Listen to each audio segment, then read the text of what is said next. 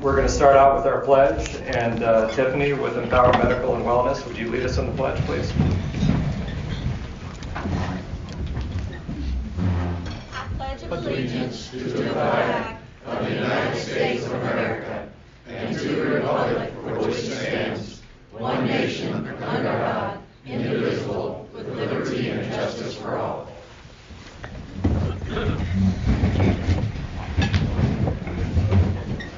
First off, we'd like to recognize our pioneer sponsors, BP, MTA, Matanuska Valley Federal Credit Union, Usabelli Coal Mine, and Credit Union One. And we'd like to thank all of our generous sponsors for their continued support. Thank you for the wonderful smelling tacos today, Cafe Soleil.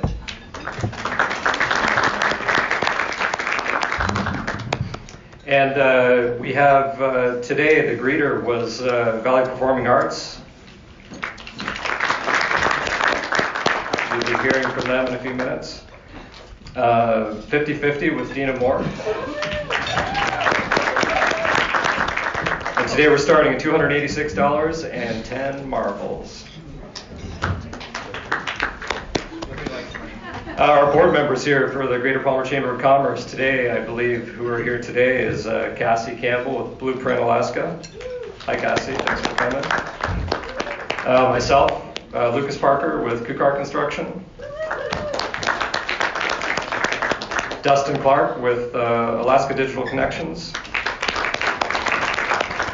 Sam Dinges with the Museum of History and Art. And Kevin Gunna with Linden Transport. That fork is dirty now. It is. We'd like to see if we have any guests or visitors that would like to introduce themselves today. Dustin. I brought a whole table full. So I got JC, Terry, and Lonnie from Stevenson's Glass. And I got Hans and Tiffany from Empowered Medical, and they're doctor's office right here in the Key Bay Plaza.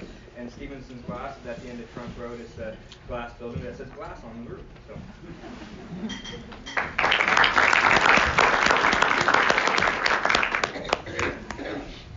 Hey, Dina from Master Regional, and I have Sarah Jo from Glacier Surgical with me today. So you're welcome. Welcome. Do I need to start singling people out? Stacy. I have my friend Walter Campbell, who's the CEO of Iceland Chiropractic. Very nice, thank you.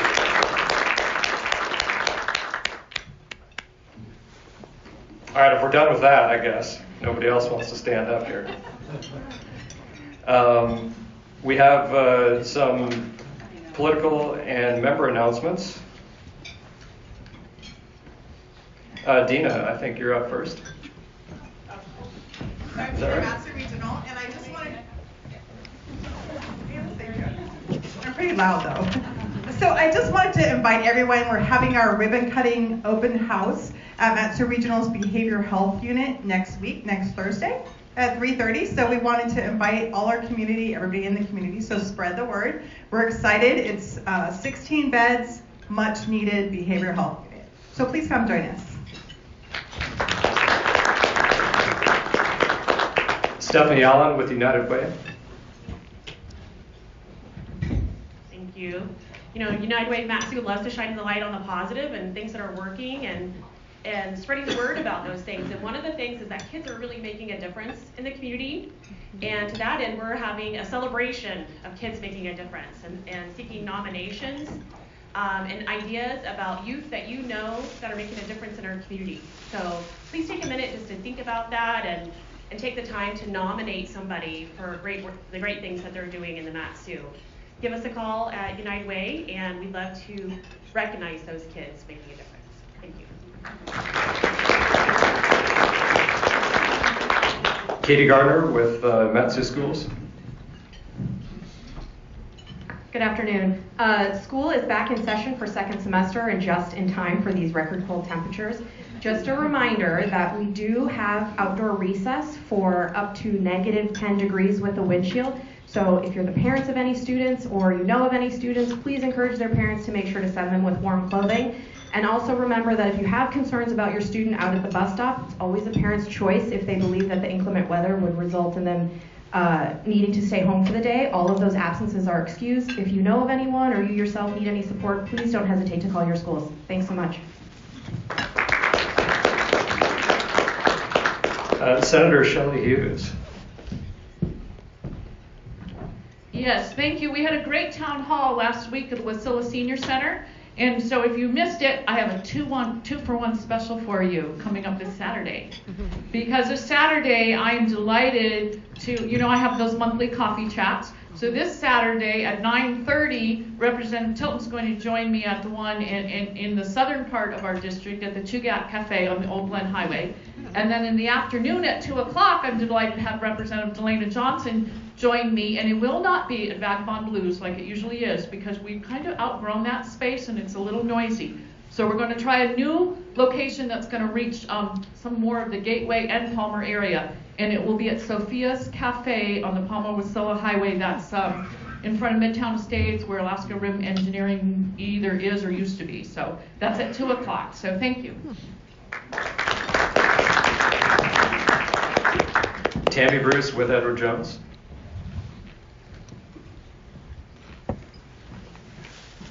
Thanks, everyone. Tammy Bruce with Edward Jones. I wanted to bring some information today. I did leave it in the back table, and it's, I think it would impact probably 99% of the people here in the audience. It is a new law that's been signed. It's called the Setting Every Community Up for Retirement Enactment Act, or the SECURE Act. And it impacts everyone who has retirement accounts, anyone who has college savings accounts, also anyone who owns a business and is interested in getting some tax credits for setting up retirement accounts to your business. So a lot of changes are happening. The information, the 5 most impactful areas that we believe in that law are stated on the sheet in the back. If you have questions, just give me a call. You don't have to be a client of mine. I'm very happy to talk to anyone and be a resource for the people in the community. Thank you.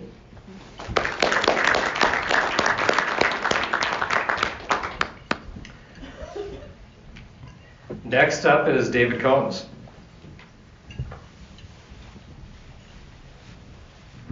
Thank you, everybody. Last night, for the kids of the community, there was a huge thing that happened at the Borough Assembly meeting. I am the president of Palmer Little League. It's one of the few other hats that I get to wear besides work at Combs Insurance, or the head coach for Palmer High Baseball.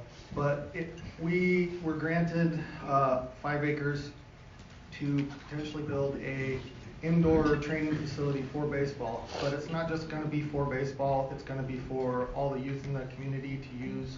And not just for the youth, it's going to be for whoever wants to use it. It's going to be a nice training, warm, big, huge building that a lot of people will be able to use. But it's it's one step forward and something that we've been working hard on trying to get, and the borough agreed with our idea, and they granted us 5 years to get the building built. So I just wanted to share that great news for the youth in our community.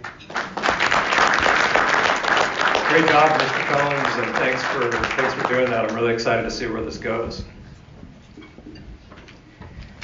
Next up, we have chamber announcements with Ms. Ailish. Hi, everyone. For those of you that don't know me, my name is Ailish Van. I'm the executive director of the Greater Palmer Chamber of Commerce for about 7 months now, 8 months, it's getting close to a year. So was on the board before that. Now I get to be leading the organization, which is exciting. So we have a few chamber announcements. One, Happy New Year to all of you. It's nice to see you. It's been 2 weeks since our last meeting, or 3 weeks now. So it's nice to see everyone, new faces and familiar faces. So thanks for being here. I also wanted to encourage you, if you haven't already watched our Facebook Live video from doing the Shop Palmer announcement, because it was pretty classic, and I was kind of hoping it would go viral by now, but 1,000 people have viewed it, which to me is viral, so that's cool. But anyway, we gave a lady named Connie $1,000 for shopping local here in Palmer, and she said no thanks. So I hate to give the video away, but it is worth the 12 minutes of the video of us trying to give her that money. She ended up taking it, so spoiler alert, but it was a hard sell. So we just wanted to thank all of you for shopping local. I think we ended up in just about 3 weeks. People people spent that we can count. We had about $277,000 spent at 22 businesses in Palmer. Yeah. Which is about $30,000 more than last year, and last year was a 5-week period. So we're super excited that people are really latching onto this idea of supporting our locally owned shops through the holiday season. So I wanted to say that, and then we're gearing up for Taste Palmer, which is the same thing, but with our breweries and eateries. So that'll start in March, and that's for your restaurants, breweries, the kombuchery, they'll all participate. So same idea, you go out and eat or drink, and you might win $1,000. So yeah, you get rewarded for doing things that you love. So anyway, thanks all of you for being here, and that's all I have for now.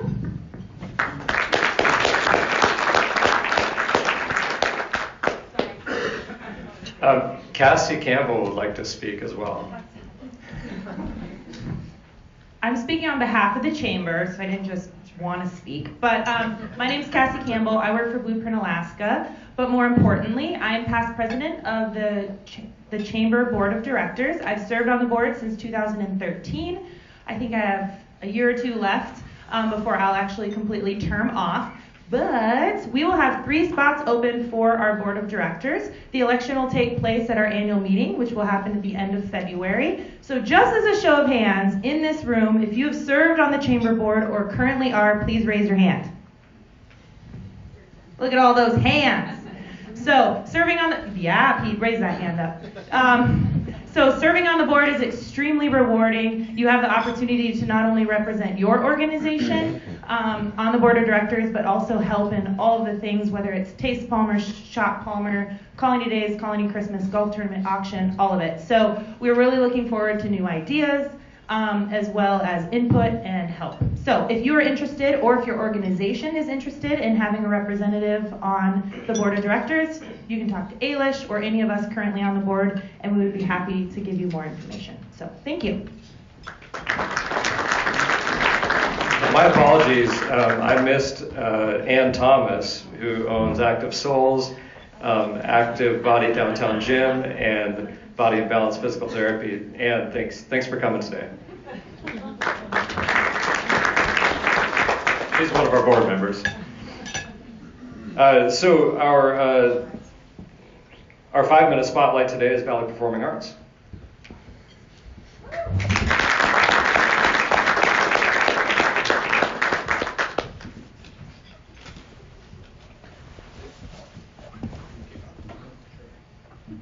Speaking of locally owned business, we're one of the oldest continuously operating community theaters in the state, going through our 44th year, getting ready to gear up for year 45.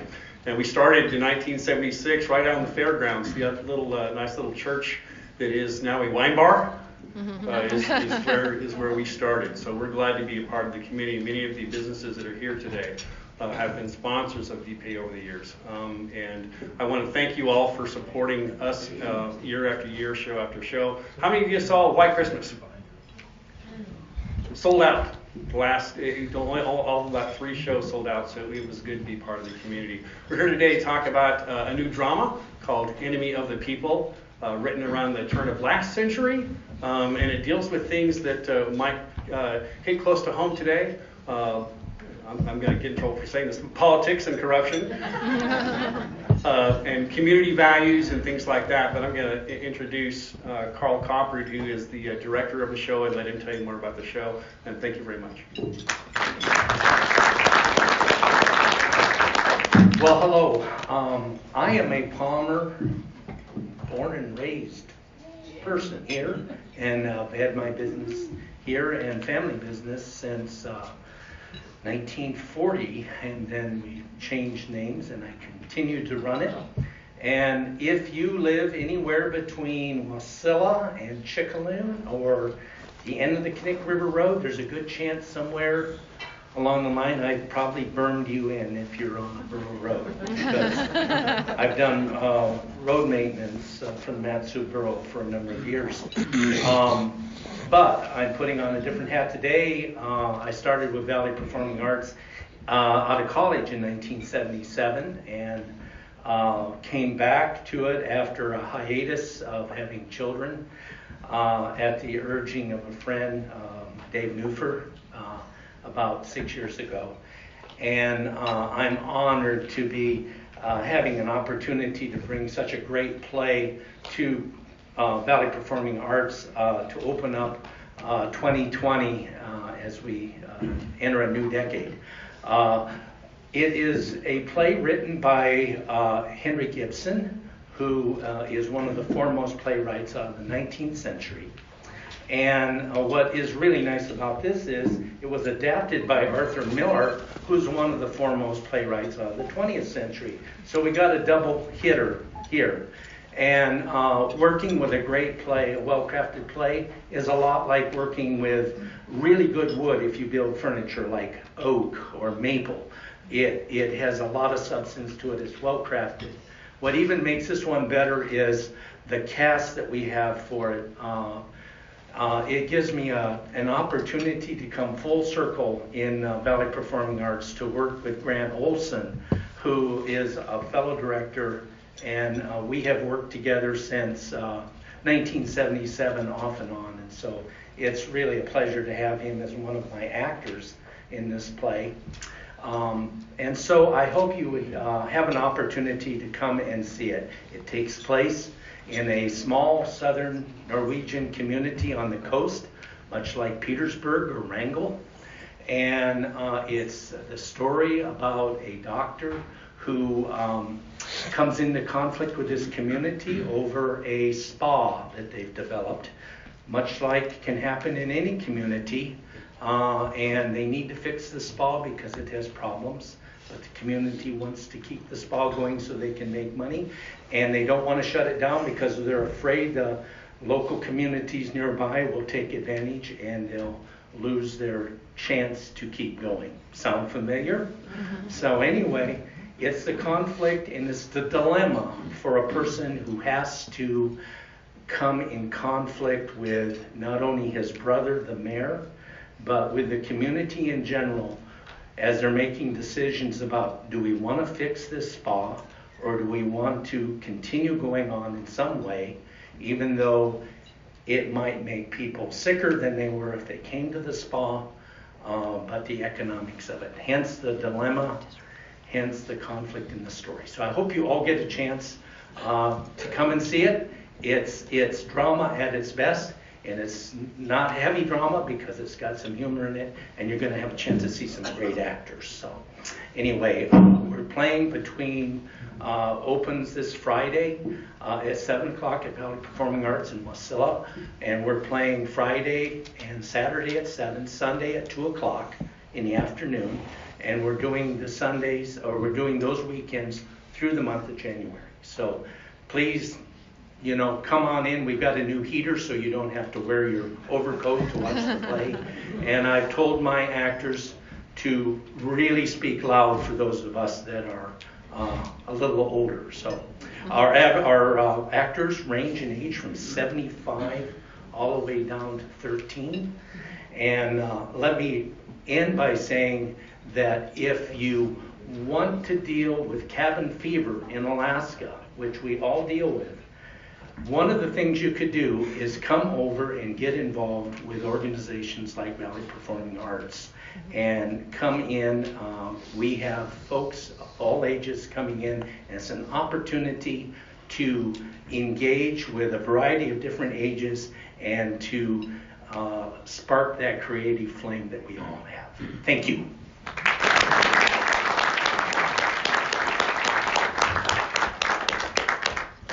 Don't miss it. Valley Performing Arts does an excellent job of community theater, so get out and support them. Next up,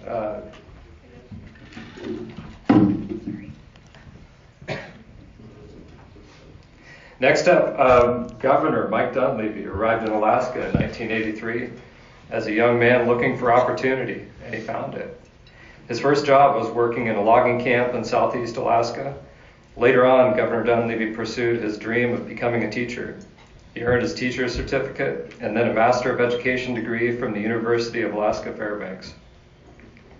He spent nearly 2 decades in Northwest Arctic communities working as a teacher, a principal, and a superintendent. Governor Dunleavy's wife, Rose, is from the Kobuk River Valley community of Noorvik. Together they have 3 children, Maggie, Catherine, and Seal, who were all raised in both rural and urban Alaska. Governor Dunleavy and his family moved to Wasilla in 2004. I think he meant to move to Palmer, but Wasilla is great too. There you go, thank you. Where he worked on a number of projects to improve education, including statewide mentoring project to recruit and retain excellent teachers. Dunleavy served on the Matsu Borough School Board with 2 years as board president, then as a state senator for 5 years. The Dunleavys enjoyed spending time together as a family, often in Alaska's great outdoors.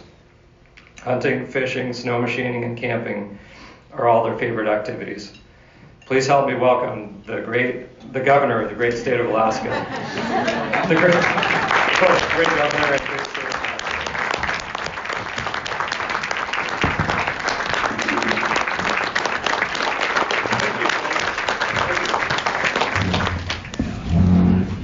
So when I walked in,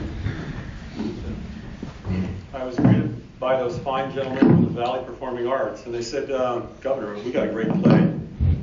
It's about politics, it's about intrigue, it's about corruption, and I'm thinking, is that off the front page of the Anchorage Daily News, or is this really? No, it's enemy of the state. So when I heard them talking about corruption and then a spa, I said, whew, okay, has nothing to do with us. Anyway, it sounds like a great play, and I've heard of the play before. We ended last year. New Year's Eve, it was 44 degrees at my house. That's 44 above. We ended the last year as the warmest, I think, year on record for the state of Alaska. And then the next day we began one of the coldest years on record for the state of Alaska. We only have a couple days on our belt. It's going to warm up, of course, but it's interesting how things change in the state of Alaska. I don't know about you, but I'm actually embracing this. We had 26 below at our house last night. I keep saying that, and then Todd tells me, well, we're from Willow. And that's the real Alaska, where it's 35 below or whatever it is. But I'm actually embracing it because I'd like to see some of these spruce bark beetles potentially get killed. Yeah. I don't know about you, but we lost a lot of our trees. It's going to be problematic for the state of Alaska, and we're working on some things to try and deal with some of these trees that have actually died, but it's unfortunate. Anyway, I want to just talk to you about a couple things today. Towards the end, we'll get into the budget, last year's budget, the whys, this year's budget, and where we have to have a discussion as communities throughout the state of Alaska as to where we want to go with the state of Alaska. Because you're going to see that politics are rapidly changing, not just in Alaska, but across the globe, and the lower 48 as well. And you see that being played out if you're glued to the TV, which I hope you take some time to go to the play as opposed to watching what's on TV, because I think it's a little more entertaining going to the play. But you're going to find that the politics is rapidly changing. And we in Alaska have a very, very, very diverse state. You know, people ask me oftentimes that don't know Alaska, understand Alaska, they say, how would you describe Alaska? And I tell them, it's a very diverse state. It depends on where you are in the state, how long you've been in the state, how you view things in the state, and how things should go. It depends. But it's interesting when you talk with folks that actually do visit Alaska. They go away and they tell me two things, which I think is something we all need to be proud of. They say, it's an unbelievably beautiful state. It's an incredible state. And then they say, and the people are amazing. When people come up here and they interact with the people of Alaska, it doesn't matter if you're in Southeast Alaska, South Central Alaska, the interior, they all come away with this feeling that Alaskans are different, are unique, but are really good people. And that's the takeaway I get from folks when I talk to people outside the state that don't really live here but visit here. But anyway, I want to talk about a couple things. I'm going to start with a little bit of the history of the state to kind of frame where we're going to head. And again, we'll end up talking about this year's budget and what we want Alaska to look like, what we want Alaska to look like.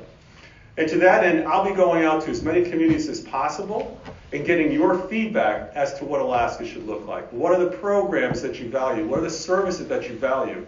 How do you want to pay for those programs going forward? What are our economic prospects going forward? How are things going to change potentially for Alaska?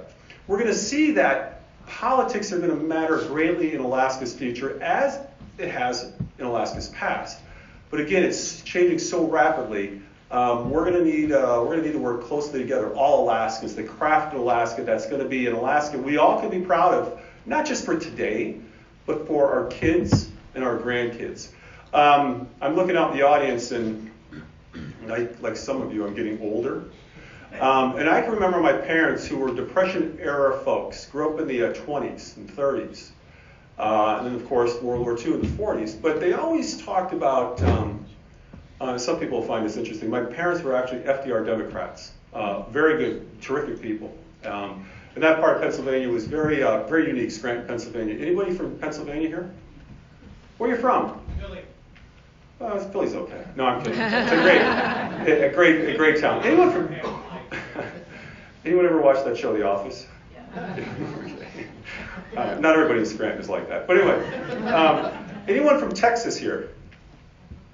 Ooh, I always have to single out the people from Texas, because when I talk with folks in Texas, they're proud people. They used to have the biggest state in the country. And I remind them that they used to have the biggest state in the country. And it's fascinating, because whenever I go to I'll go back east and we'll have a Governor's Association meeting. And inevitably they put the map up on the screen, right? The map of the United States.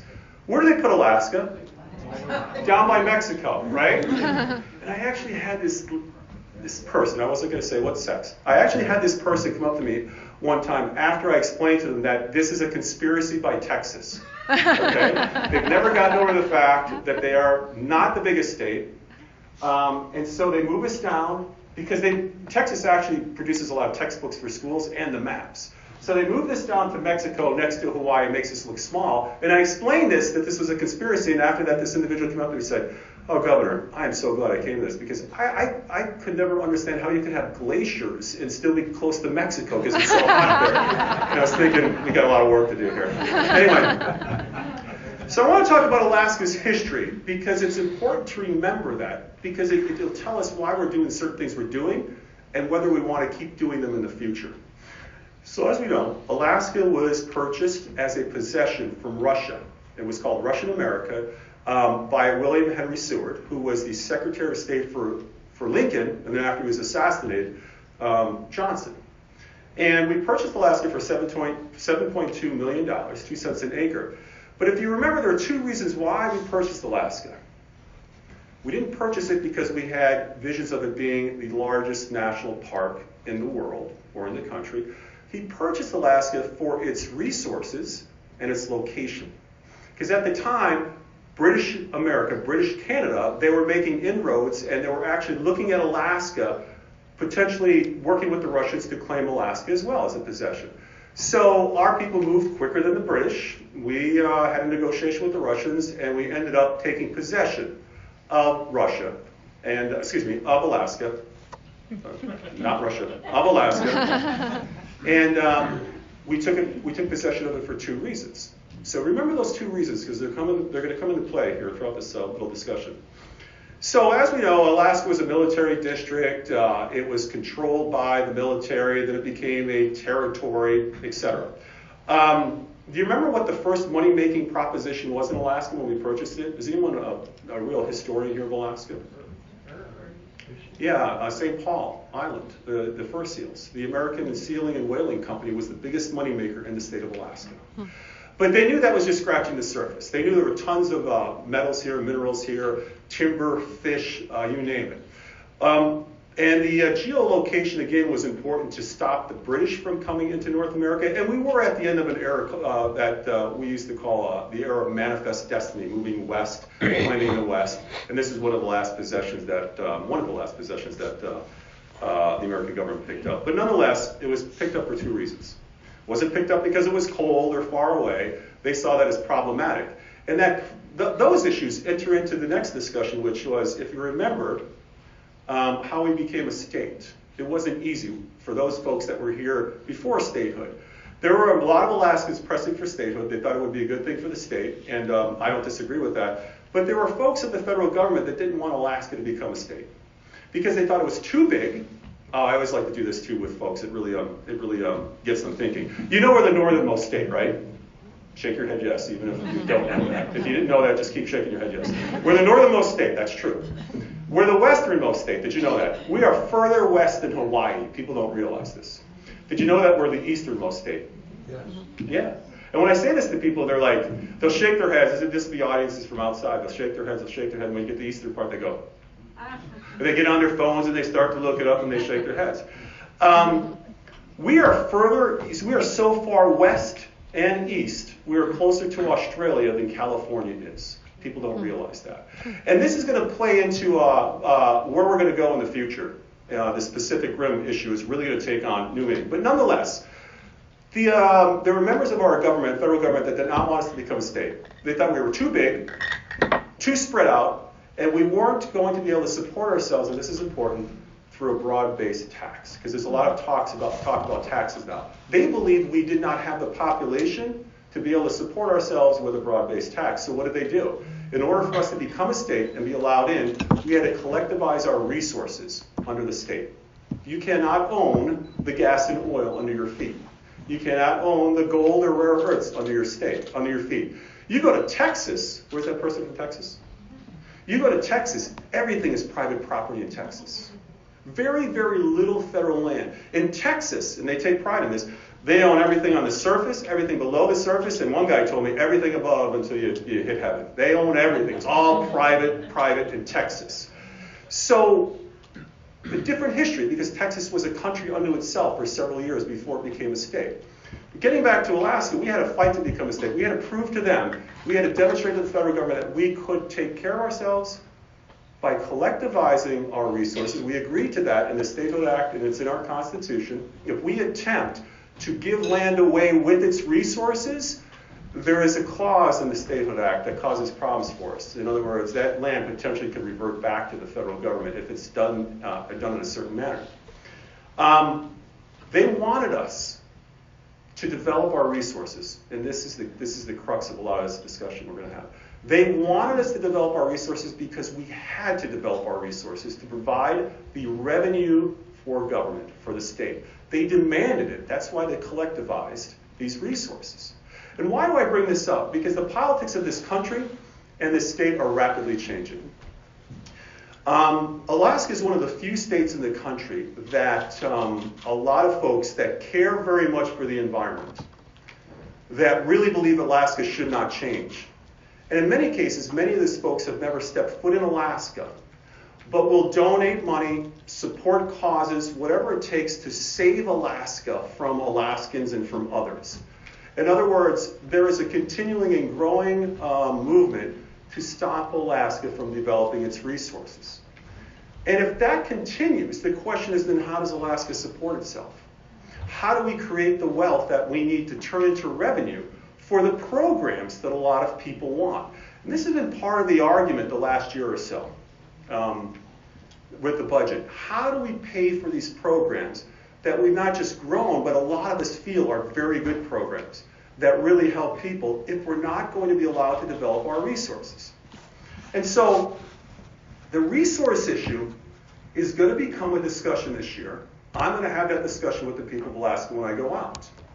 If you want programs, if you want jobs, if you want a future for Alaska, if it cannot develop its resources, which was the very reason why we purchased Alaska, and which was the very argument we made to the federal government to allow us to become a state, I need some ideas on how we're going to make Alaska a viable state going into the future for our kids and our grandkids. Because what a lot of people would like is to turn Alaska into a national park, a big preserve. Now, don't get me wrong. When I first set foot in Alaska, I said to myself, I'm going to have to live 8 lifetimes to do everything I want to do in Alaska. It was the most spectacular state I ever saw. I came from Pennsylvania, which is a beautiful state, outside of Philly. No, I'm kidding. Philly's a good state, too. It's a beautiful state, but Alaska is absolutely spectacular. Largest mountains. We have sand dunes up by the Kobuk. We have a more coastline than the rest of the country. We have highs of 95 degrees in Fairbanks in the summer. Actually, the highest temperature in the state of Alaska was 100 degrees. The highest temperature in Hawaii was 100 degrees. We titled Hawaii for the highest temperature. But we also, 6 months later, we have 65, 70 below zero. Just everything is spectacular. You don't have a lot of light December 21st. Within a few weeks, few months, you notice it. It's just an amazing state. But we can do both, in my opinion. And here's the discussion I had with folks that want to stop development in Alaska.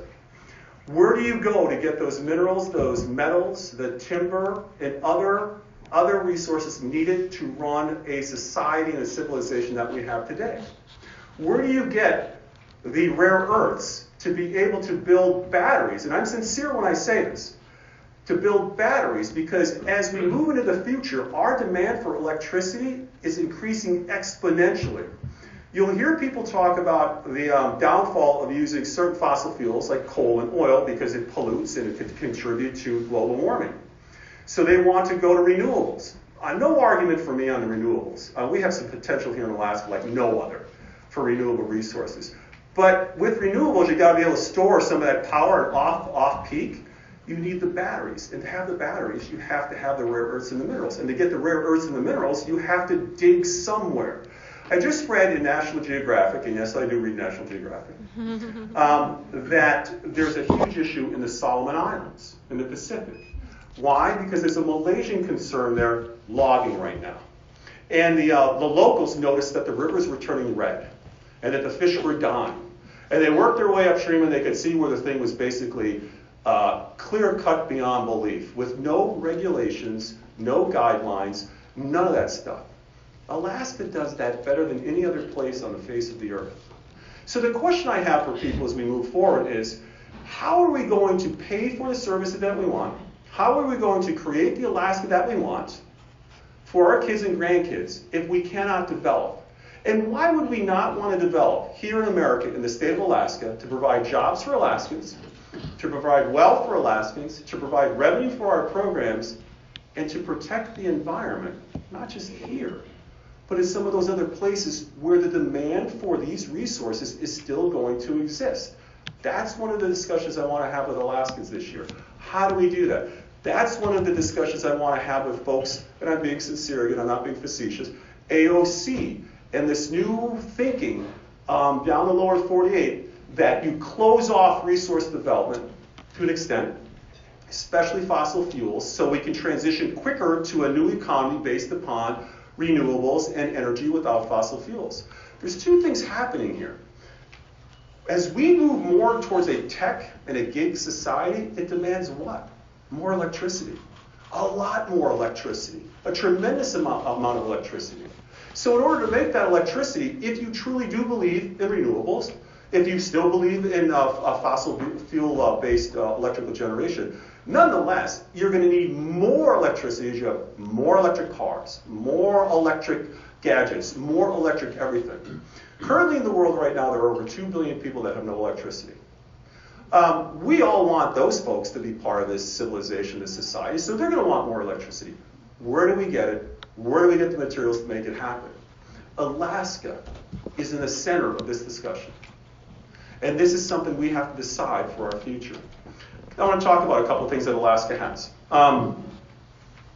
So we're looking at a warming Arctic. I don't think any of us can deny that the Arctic is warming. I spent 20 years up on the Bering Sea and on the Chukchi Sea. I actually had a house right on the coast. People would say, I always tell them I have coastal property. It was hard for about 9 months of the year. It was ice, it was frozen, but nonetheless it was coastal property. I noticed since 1984 when I went out to Western Alaska, and I would talk with the elders in Koik, Alaska, and there was a place called Cape Denby. It's a cape that you can see from Koik across Norton Bay, and I'd say, when is it going to freeze? And they said, as soon as you get a dusting of snow on the top, which is usually around October 15th, almost every year in the 80s it would freeze at that time. It's not happening now. We know that. So the Arctic is warming. And why do I bring this up? We just talked about some of our resources. One of the resources that we have that's Seward recognized, and that we're recognizing more and more now, is our geographical location. We are at the center of the world. Sorry, Texas, wherever you are. If you turn the globe this way and you put your finger on Alaska, we are 9 hours by air to every industrialized place on the northern hemisphere. Alaska is. We have the second busiest cargo airport in the entire country. Did you know that? Some guys will shake yes. Did you know it's the 5th busiest in the world and growing rapidly? Due to the work of a number of folks, including folks in our administration, we are looking at about a $500 million to $700 million upgrade to the international airport to put more cargo handling there. because of the growing trade, especially with Asia. So our location and our proximity to Asia is going to bode well for us. And again, the question becomes, what is the role of Alaska going to be in this future with its resources and its location? Are we going to capitalize on this? The Arctic is warming. There is a very good chance, if things continue to go in the direction that it's going, that you will have longer and longer periods of time in which that Arctic will not be frozen. Did you know, we know that Russia claims to be an Arctic nation, and they should be. They have more coastline on the Arctic than any other. Canada does as well. Did you know that China claims to be an Arctic nation? Yep. There's a reason they're doing that. They're claiming to be an Arctic nation. And so we have to decide as a state, but also a country, and these are some of the conversations that we're going to be having with our federal delegation. I know they're having them now with the president. What role does Alaska play as we become what I refer to and others have referred to as the Panama of the North? We literally, if this climate change continues in the way it's going, you're going to see more shipping going through the Bering Sea, going through the Bering Straits.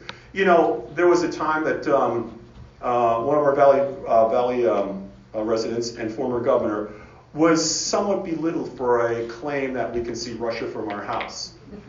I can tell you, if you've ever been out to Little Diomede Island, which we have an Eskimo community, an Inupiaq community on Diomede, Little Diomede, you can see Russia, Big Diomede, just a few miles away.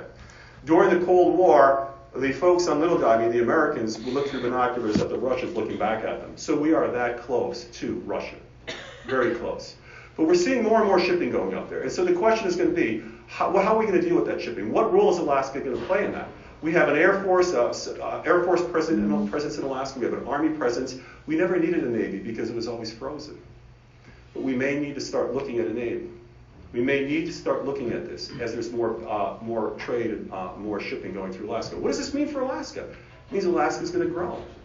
Alaska is going to grow, and the presence in our northern areas, our Arctic areas, is going to grow as well. For those that believe in a growing economy, this is the chamber, right? Chamber economy. That bodes well for us. For the rare earths that we have, and we have rare earths, we have 15 of the 23 identified rare earths here in Alaska. We have, I put a little bookmark here, I want to read a couple of things that we have here. We have just found in Western Alaska by known, Graphite One is a company that has found the largest flake commercial graphite find in the country, in North America, and one of the largest in the world. Why is this crucial? Because we get most of our graphite from China. And as the politics take on some interesting variations, you've seen what happened here recently with Iran and the United States, we'll see where this goes. More and more, at least this administration, is going to look inward to the United States to produce the resources, including our strategic metals and things like graphite, to supply our defense industry, as well as the new, growing, renewable future that people talk about. That's in Alaska. We have at Boken Mountain in southeast Alaska, a multitude of rare earth oxides, so many that they're talking about building a processing plant there, which again, if you believe in a growing economy, is a great thing for Alaska. We have in the Ray Mountains in the interior,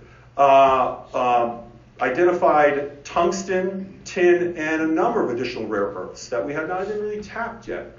I don't know if you've read this, but just a couple days ago, there's a number of Australian companies that announced that they're investing over $100 million in Alaska in a number of these finds to see how well we can develop these finds and partner with these outfits.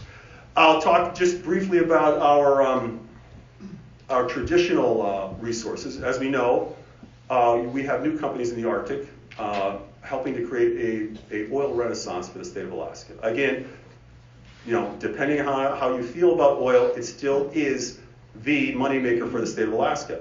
Conoco, Hilcorp, Oil Search, the list goes on. They've invested billions of dollars over the last couple of years. They're going to invest over $1.1 billion this year alone in the Arctic. Now, people will say, well, what about Texas? I don't mean to be picking on Texas. What about Texas? Texas has a lot going on in their Permian Basin through fracking, but they're starting to show signs in this fracking concept that they may be starting to overextend themselves. In other words, the return may not be quite there what they thought it would be. So why is Alaska important? I went down to the lower 48 this March to a investor conference just to see what people think about Alaska. Just to see what investors think about Alaska. I was amazed at what they said. If you spend a lot of time in Alaska, which I do, and I don't get out a lot, which I probably should, what they had to say was very interesting. They said to me, and this has to do with the changing politics, they said, we're looking for places to diversify, and we're really thinking about Alaska, and here's why. They said, your conventional pools of oil are different than the Permian shale-based oil. You have a lot of conventional oil left. Armstrong and others have demonstrated that, billions of barrels of new oil in some of these finds up there. You have incredible infrastructure. I said, what do you mean? Well, you have the pipeline and you have the Port of Valdez, and they went through 2 major earthquakes last November 30th. We all remember where we were. And back, I think, in 2002 or 2004, the one in eastern Alaska. That earthquake was so large, which is interesting, it changed the geology of Yellowstone Park. That's how big that earthquake was. Nonetheless, they said to us, your infrastructure wasn't damaged. It performed exactly the way it was supposed to perform. And they took note of that. They also take note of this, and this is the politics that are changing that we have to be aware of. They're taking note that California, Oregon, Washington, as well as British Columbia, their politics are starting to tighten the ability for other states and provinces to ship product across their lines. They're making it more and more difficult. I don't know if you remember this, but when Shell's oil rig, when they were drilling in the Chukchi Sea, went south to Seattle to winter over, there were protests. The city officials were part of the protests. They didn't really want that thing there. The politics on the West Coast are changing when it comes to resource development, especially fossil fuels. And right now, the way it looks is Alaska, currently today as we speak, is the only sovereign north of Mexico that is still friendly to resource transshipment development. And they took note of that, these investors, because they said, you are the gateway to the Pacific Ocean for America now, for some of these resources. You are. You have more coastline than any other, the entire United States put together. You have the access, and others are looking at us for that reason.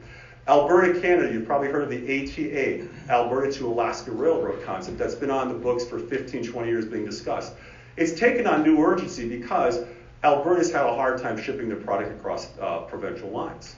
So there are investors now. A lot of money has been created the last 10, 12 years due to the stock market, due to changes in U.S. tax law. There's more and more investors looking at America as the place to invest, and they're looking at Alaska. And as we market Alaska, what we tell these investors is that Alaska is America with our jurisprudence, our laws, etc. But we're so much more because we're like a emerging economy with our location and with the resources that we have. So again, the question I'm going to keep asking people is, do we want to develop in the state of Alaska better than anywhere else on the planet? Ask the folks in the Solomon Islands. Ask the folks in Southeast Asia. Ask some of the folks in Africa and parts of South America where they don't have the environmental regulations we do. Has anyone here ever worked on the slope? Okay, you go to the slope, you park a car. You know what happens immediately? An absorbent, what they call a diaper, an absorbent pad is immediately put on the truck. Why? Because the truck is leaking? No, they really take care of their trucks. Just in case. Just in case. We do it better than anywhere else in the world. And so the question again is, what do we want for the future of Alaska? If we want to pay for more services and programs, and look, you're not going to get an argument from me. We've got a growing homelessness issue. We have a growing substance abuse issue. We have to work on our educational outcomes at some of our schools. Some of our schools perform really well, some of our schools don't. We have a whole host of things we need to work on, but in order to do that, we have to have the funding. Where are we going to get the funding? People have said to me, Dunleavy, all you have to do is just tax us. Just tax us. First, take the PFD. Just take the PFD. The PFD, I'm morphing into the budget now a little bit. The PFD, there's a bill called SB 26, I don't want to get too wonky, it allows us to take $3 billion out of the earnings reserve. That $3 billion is supposed to be for government and the PFD. The issue is, if we didn't make the reductions we did last year, which I admit were painful, and I tell people I could have done a much better job in communicating the whys, and we're going to start trying to make sure people understand that. One of the reasons we did the reductions is we don't have the revenue to pay for it. We are anticipating $1.9 billion in revenue to pay for a $4.4 billion government. That's after the reductions. If we didn't do the reductions, we would be looking at about $4.9 billion government, which means all that money that's designated for government and the PFD, SB 26, would all have to go to government. There would be no PFD without those reductions. So we're going to have a discussion with the legislature this year about those formula programs that drive our costs. And we're going to have a discussion with the legislature, Republicans, Democrats, Independent, doesn't matter. How do we want to pay for this going forward? And do we want to develop Alaska to deal with it? The Alaska, give me one second here, I kind of flipped ahead, but the Alaska that we need to think about is not the Alaska of tomorrow, it's the Alaska of 5 years from now, 10 years from now, 25 years from now. How do we want to get a jump on that, like other places are? China plans for 50 years in the future. Many other countries plan for 5, 10, 15 years in the future. And this is something that Alaska has to do. Goldman Sachs, go back to this for a moment. Did you guys read about what's going on with Goldman Sachs here in Alaska? They said they're no longer going to support any investment that deals with oil development in the Arctic. That strikes to the heart right now of how Alaska gets its revenue. We're having a discussion with Goldman Sachs. As a matter of fact, they're planning on coming up here, their CEO and others, to have a sit down with us, to have a discussion with us, because we invest a lot of money with Goldman Sachs. And it's kind of difficult to have a relationship with certain outfits that don't want to help you develop the resources that you need to have developed. The Seattle City Council, do you guys remember what happened in October? Seattle City Council, the Seattle City Council, voted on a resolution that said they will not do any business with anyone that does business in the Arctic. Well, who's the Arctic? We are. So you're getting all these groups across the country, more and more, and with social media, it's becoming, for lack of a better term, weaponized. You have people that have never visited Alaska, never seen Alaska, that are now pouring money into causes and groups to stop resource development in the state of Alaska. And again, I ask people, if you're not going to develop it here, where are you going to get your rare earths and your minerals and your metals to run the society that we have and we will have for some time in the future? And where will you get these metals and minerals and rare earths to transition to a renewable economy, if that's where we're going to go? It's got to be somewhere. And so when we are looking at the future of Alaska, we got to look at a little bit of the past. So I'm going to talk about the budget now in a little bit of detail, and I'm going to end it real quicker so you guys can answer questions or ask questions about where we may be going and the budget. So last year's budget, in October of 2018, October 10th, I believe, this is during the campaign, we were watching oil, and we were excited. Why? Steadily increasing in price. On October 10th, it hit 85 bucks a barrel, 84 something. And the predictions were, which we all learned a valuable lesson, never listen to oil predictions because you don't know what's going to happen. The prediction was it was going to hold. If it had held, that would have given us $2 billion more revenue than we had. All of a sudden, on December 27th, when we were putting our budget together and our government together, and we just got into office, it hit 55 bucks a barrel. Then they said it was going to bottom out, it was going to go even further, which means that in just a month and a half, 2 months, we lost $2 billion of potential revenue for the state of Alaska. We had to make some difficult decisions quickly. This was one of the bigger reasons why we rolled out the budget that we did. It was a budget that, quite frankly and honestly, shocked a lot of Alaskans. It was a budget that caused a lot of consternation and discussion that still reverberates today. But nonetheless, it was a budget that demonstrated that our government is this big. We have revenue that's this much, $1.9 billion, and you have one of two ways of dealing with this. Either reduce the size of your budget or increase your revenue. Governor Bill Walker, who preceded me several years, attempted to have a tax agreed upon by the people of Alaska and the legislature.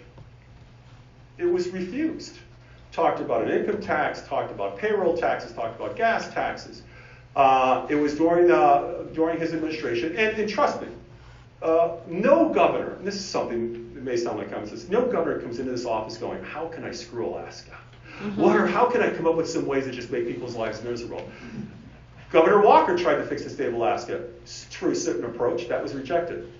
We try to demonstrate that in order to fix Alaska through reductions, it's going to take a lot of agreement, and it could be painful for some.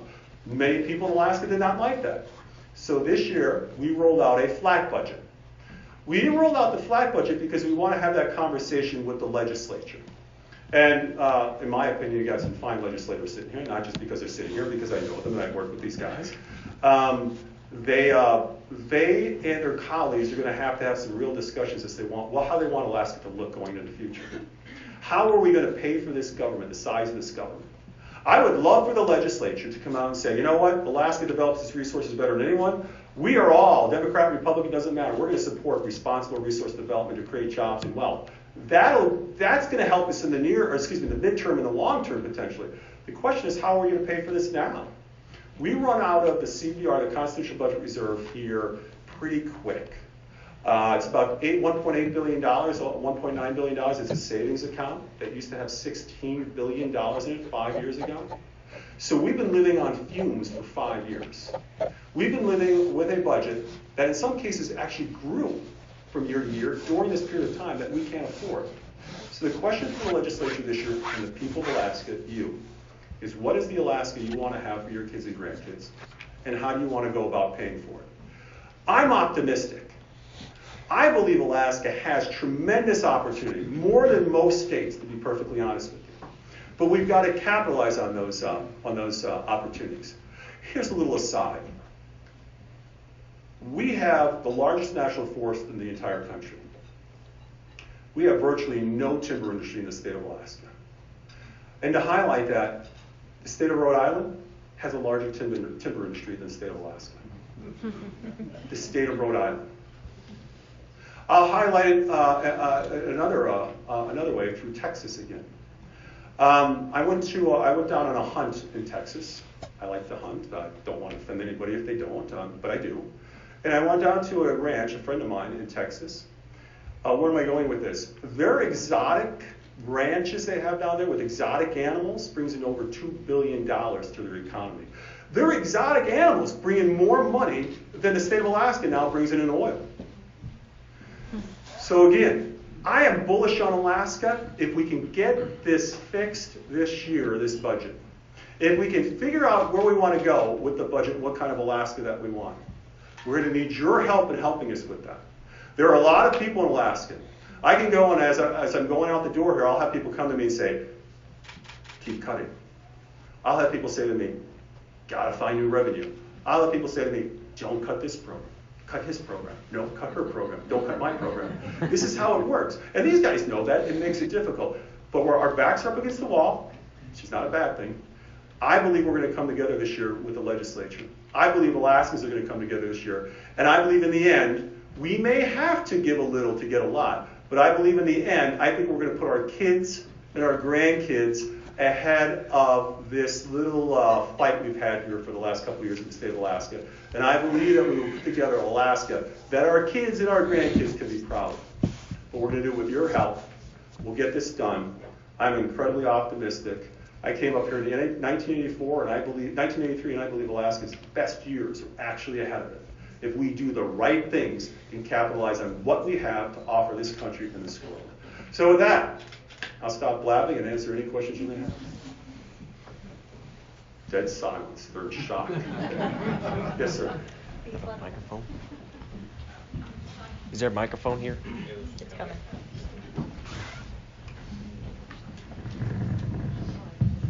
Is this on? Okay. Hello. I'm kind of nervous speaking. Don't Governor. be. Okay. We're all friends here. Okay. We're all Alaskans. All right. Well, last year, it's been a troubling year, considering, a lot of cuts have been made from the university to agriculture, all things that I support and like to participate. When the university was cut, I was really close to completing my program, and then when I heard the news, I didn't know what to do. I don't know whether to go out of state or just be on hiatus. And then I heard about the Alaska Grown programs being cut, because I like to farm and I like to eventually sell my produce into the stores, because I like to support small businesses, try to eat locally and stuff like that, and also with the dairy programs, try to cut that, and and I like to buy Havermeister's milk, and that's all I buy because it's local, and I try to make stuff like ice cream, cheese, other dairy related stuff with it, and I have some questions whether or not you support the growing dairy industry, with Havermeisters and the whatever that business is called in Kodiak where they do goat milk. Mm-hmm. I think that's what it is. Mm-hmm. And last year it kind of got me thinking, are we heading towards a path like countries like Venezuela and Nauru? I mentioned Nauru because they used to capitalize on their phosphate, and then they mined all the phosphate, and now all their land, pretty much all the land, is pretty much useless now, and it's gone downhill from there. I don't want to hear a riches to rags story, or Venezuela. I don't have to explain that. I mean, we heard a lot of countries, such as United Arab Emirates. They want to try to capitalize outside of oil, try to be a hub for business and tourism, and even countries like Iran, try to support small businesses. The other countries such as Nauru and Venezuela pretty much says, yeah, that's important, but who cares? We're rich, we're making all this money. Let's make it rain like there's no tomorrow, and then things, now everything's gone to, into a mess that it's becoming difficult to get out of. I would like to know your thoughts, whether or not, what's the reasons behind the necessary programs, because I want to see my state that I was born and raised in Alaska. I like to see, recently, having these discussions, it was important to me, try to see an industry outside of oil. I like to see, possibly timber, agriculture, even though our soil of arable land is pretty small, but I would like to see it used one way or the other, and suppose I want to run a dairy business, I'd like to hear your thoughts about it. Thank you. There was a lot there, and it's important what you said. Keep in mind, if you run a dairy business, and the good folks up at the dairy farm know you twice a day, you're married to your cow 7 days a week, 365. But anyway, you brought up a number of things. So Nauru, which was phosphate. If you ever see a picture of it online, it looks like a moonscape. That's exactly what I'm talking about if you send this stuff overseas. There are many Naurus being developed right now as we speak across this world because they don't have the regulations that we have. They don't have the form of government that we have. And that's very important. What's happening in Venezuela? Nauru ran out of phosphates after they destroyed their country. So they're broke, basically. What's going on in Venezuela is they haven't run out of oil. They have more oil than any other place on the face of the earth. More timber than many countries. Bauxite, gold, you name it. What they've got is terrible politics. Horrible politics. Venezuela used to be the jewel of South America in the 50s and 60s. While other countries had juntas and military governments, Venezuela was headed towards a pretty stable middle class, and then things went off the rails. These are good lessons for us to follow and not do. And I think Alaskans, no matter how diverse we are, we won't allow ourselves to get in those situations. I think we can do both, and that's the argument I have with people. Dunleavy, it's either resource development and you turn us into Nauru, or it's you don't and you turn us into a national park that only folks that have a lot of money can fly up here to.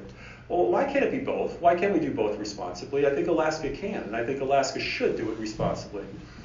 With regard to valuable programs, I've had that question asked to me, and I appreciate you asking that. Do I value farming? Do I value the University of Alaska? Raise your hand if you attended the University of Alaska. Okay. Raise your hand if your children have gone to the University of Alaska. Raise your hand if They ask you if you worked or attended. If you worked for the University of Alaska. I've done all of it. My kids go to the University of Alaska right now. I work for the University of Alaska. I graduated from the University of Alaska. So the question of, do you value the University of Alaska? Of course I value the University of Alaska. Of course I do. So then why did we reduce the University of Alaska? $4.9 billion of expenditures with $1.9 billion of revenue. It wouldn't matter if it was Mike Dunleavy or Sue Smith or somebody. They're going to have to wrestle with this process and this issue that we have. And I knew that when I ran. Governor Walker wrestled with it. And who is ever in there has got to wrestle with this. And we've got to come up with solutions this year. I value farming. As a matter of fact, I was over in Japan. They wanted to commemorate the 50th year, I believe it was 50 years of LNG. Alaska opened up the Pacific to LNG exports out of Nikiski in 1969. Japanese have never forgotten about that. It was a huge celebration. But when I was over there, what I also found out about Japan, and I mentioned this yesterday in a talk, is they are depopulating their countryside because they're not reproducing and they're becoming more and more urbanized. So they're importing more and more food from the Western world, us. As Alaska warms, which it appears to be doing, there is a real opportunity for agriculture in the state of Alaska. The question I think that people are really asking is, can you have an agricultural industry if Alaska does not put a lot of money into programs? I don't know the answer to that, but I do know this. I want the agricultural industry to grow. I am more than willing to go on and talk with folks overseas. China had a massive pig die-off because of some fungus. America has a tremendous opportunity. Alaska has a tremendous opportunity, I think, in agriculture. So no, I value these programs. Do I value helping the homeless? People told me last year when I reduced the budget of several $1 million of the homeless population that I didn't. I even had certain municipalities, large ones to the south of us, had their public officials come to me and say, you're going to kill people as a result of your reductions. I said, you realize that we still put $14 million, the state does, into homelessness? I said, how much do you put into homelessness? They didn't put a lot into homelessness. Some of these other places south of us that are large towns, okay, that you see on the news a lot. So I do value these programs. The question we all have to ask ourselves is, where do we get the revenue to pay for it? That's the question. And when people say just tax your neighbor, we have to be careful that when we tax our neighbor, we don't go out one day and our neighbor's loading up the truck and moving down south where it's cheaper and there's more opportunity. Alaska's a high-cost state. It's not that simple. If it was that simple just to tax this guy, it would have been done. It'd be easy and it'd be over with. It's not. So we have to decide what programs that we value and how we're going to pay them. Yeah. No, I ask one more question. One more. I'm not in charge of picking on people. I'm merely in charge of trying to answer the question.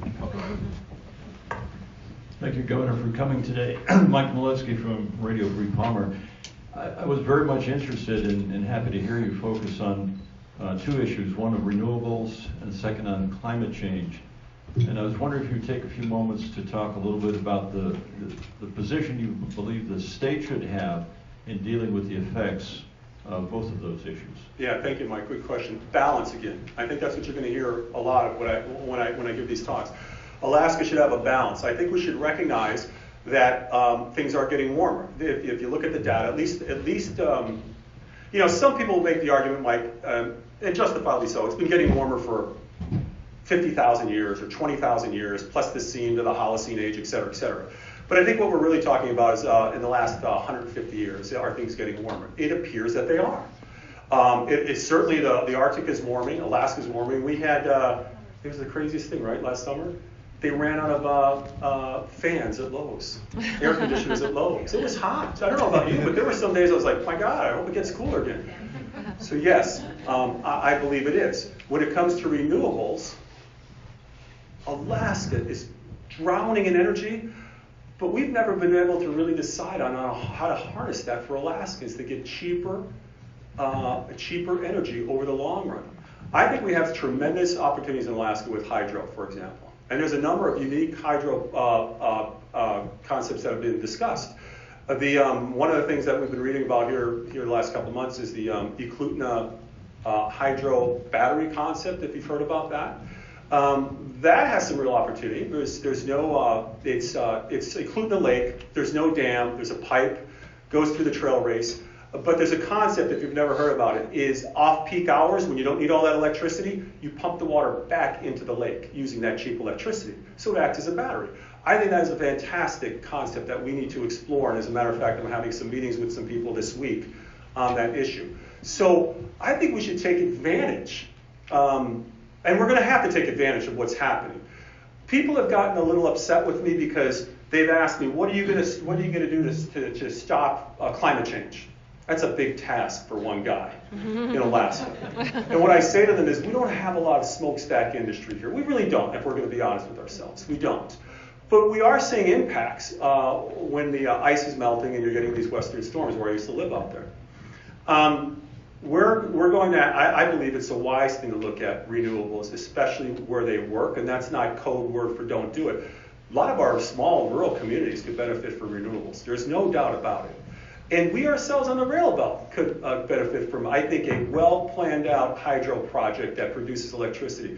We're fortunate that we're not tied to other grids. We are our own little state up here. But Mike, I am looking forward to any and all good ideas that move Alaska forward. Any and all good ideas. So we have time for about one more. I'm sorry, I'm talking so long. It's fine. You had your hand up. Someone come to you. Thank you, Governor Dunleavy. Chris Emmond with Matsu Health Foundation. Would you mind talking a little bit about Alaska's economic activity, the GDP, the percentage of oil as a part of that GDP, and what change is necessary to get us to a point where the fluctuation in oil is not going to be as catastrophic as it is to our economy? Yeah, another great question. So our GDP is about $57 billion, which puts us at, I think there's 4 states with a smaller GDP. Vermont,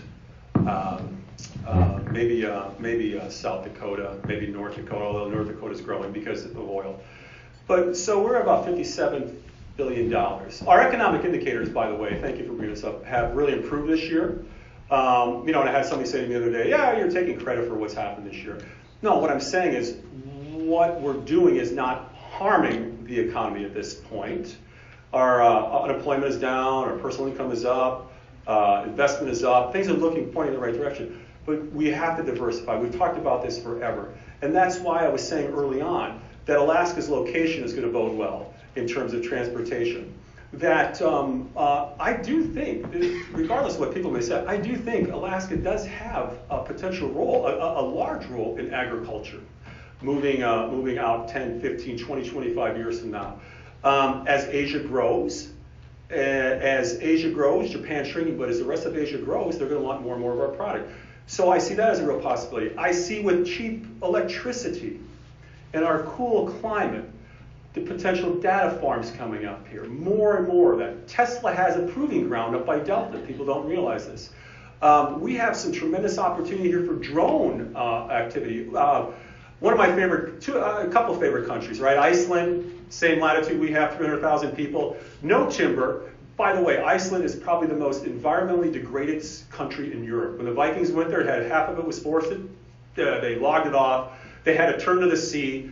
And it's only been the last 30, 40 years where Iceland has used their politics and ingenuity to actually build an economy that's diversified. Iceland dams their rivers and uses their geothermal to produce 3-cent kilowatt-hour electricity. And that's going to be the future for Alaska. We have to get cheap electricity. If we do that, I believe we can get manufacturing up here. I think we can get responsible processing up here. I think we can get data farms up here. I envision places like Sitka, Cordova, some of those small communities using electric vehicles. Why not? They got hydro, that makes perfect sense. So I see there's a lot of opportunities, and using Alaska, Abu Dhabi, I brought that up for a reason. They want to be the drone capital of the world. Abu Dhabi wants to be the capital of everything. Abu Dhabi, up until World War II, was a pearl diving port. They have very little oil, but they have incredible ingenuity in politics that's turned into a world-class city-state. We could do some of these things in Alaska if we pull together and agree on some things. I would think it would be amazing, for example, if we could agree on a clean source of energy such as hydro for the rail belt. I think it would be amazing if we can come up with a renewable plan for our rural communities, whether it's wind, whether it is hydro, whether it's in-river hydro, whether it's solar to some extent. And in some cases, it may have to be biomass. But nonetheless, I think we win if we do those things. So again, we get through this year, we pull ourselves together in this budget, but then the conversation turns into, what are we going to do? What are we going to look like for the future? Then we all come together. We don't all get jacked up over the PFD or taxes. We can have these discussions and really turn the state into something I think could be great. I think we have tremendous opportunity for those areas that we're talking about. Too bad there's no yes or no's because I just keep. That's it? One more question. I think we are. I think we've extended our meeting. You've had enough.